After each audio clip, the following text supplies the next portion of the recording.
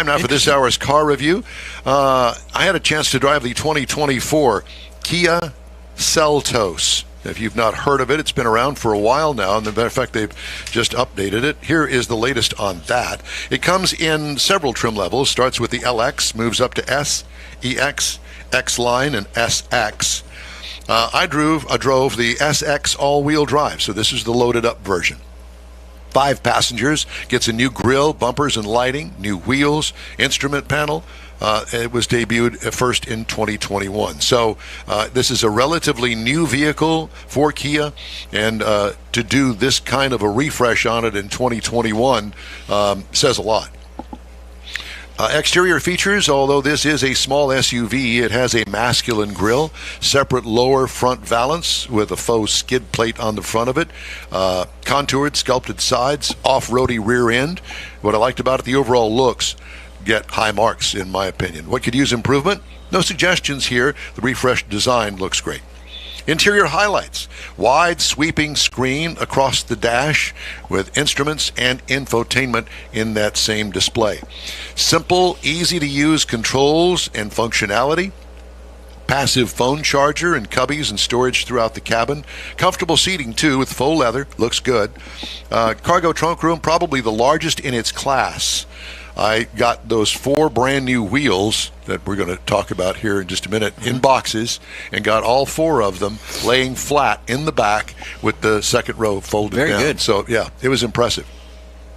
What I liked about it, the wide open hatch, easy to get all of Aunt Edna in there. What could use improvement? Power closer. Since I'm thinking, for the rear hatch? For the rear hatch. This is the top of the line thing. There's the little thing that you could put the button in. This one didn't have it. I don't know why. Engine.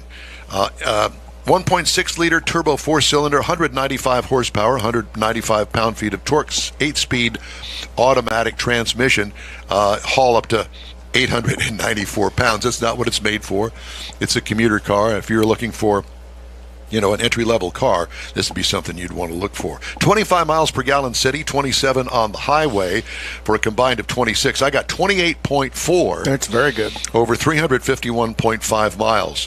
What I liked about it, plenty of pep, and the transmission was responsive. And I drive a lot of cars that have a disconnect between the engine and the transmission. Is that a full automatic or is it CVT? No, it's full automatic. Oh, wow. 8-speed automatic transmission. It was good. Ride and handling, fairly compliant with such a short wheelbase. Very maneuverable, obviously, in parking lots. What could use improvement? Nothing. Not that I could tell, anyway. Pricing. Base trim price on this car is $29,990. Price is tested. Now, this is a pre-production model, so I'm kind of guessing here. About $32,000. Base model price. You can get in one of these for the $24,390 plunked down on the table. Competitors: Chevy Trailblazer for $23,100, Mazda CX-30 $24,995, and the Honda HR-V for $24,100. So they're all right in there.